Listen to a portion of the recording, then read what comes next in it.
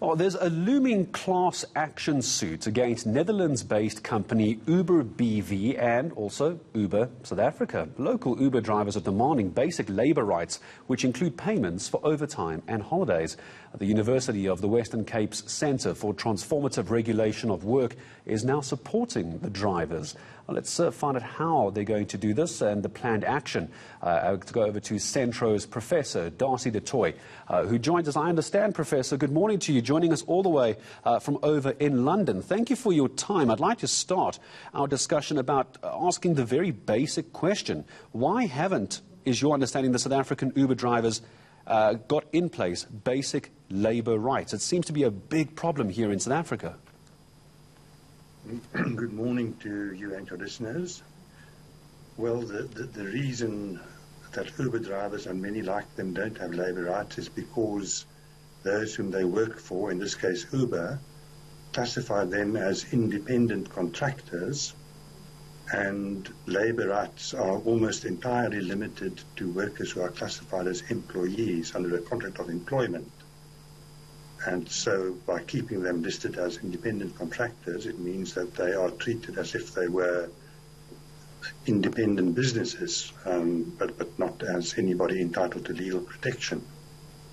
And what are you hoping to achieve as Centrow? Because freelance work, independent contractors, retainers, all those various forms of employment is not unusual, Prof.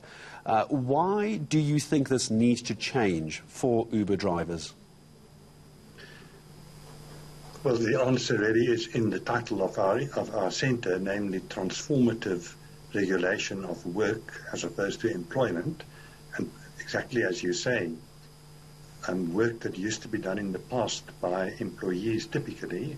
You have somebody starts a factory and then they employ 1,000 people and they turn out a certain product.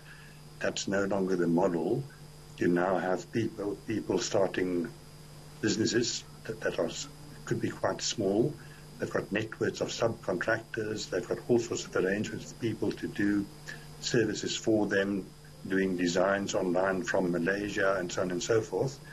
And all those people, of course, fall beyond the protection of law. And that means they're open to exploitation. There's no control over what they are paid, no sick leave, no maternity leave, no rights of any kind because they are not employees. And so labour law is lagging way behind the reality of the world of work.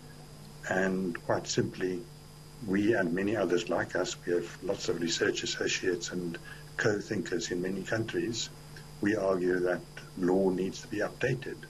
And there's some recognition of that, but also significant fight back from the side of those who benefit from these arrangements by not having to treat their workers as employees.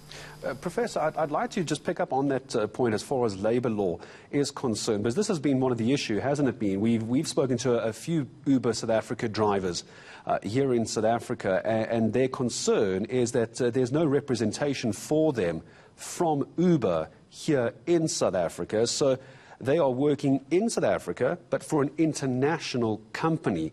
Where does the grey area get clearer between trying to force an international company to look after and properly support local workforce in South Africa? I have just a few minutes left with you. That is what the law will need to address.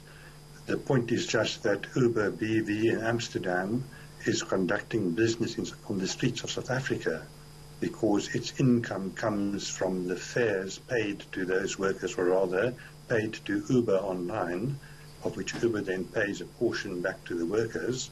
But Uber BV in Amsterdam derives its income from the labour of workers in Cape Town, Johannesburg, Toronto, and so on and so forth.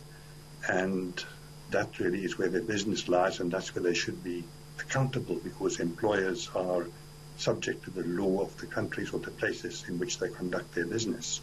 Final question to you, Prof, and thank you for your time. I understand this class action suit is coming up fairly rapidly. Can you give me a timeline in the last 30 seconds I have with you?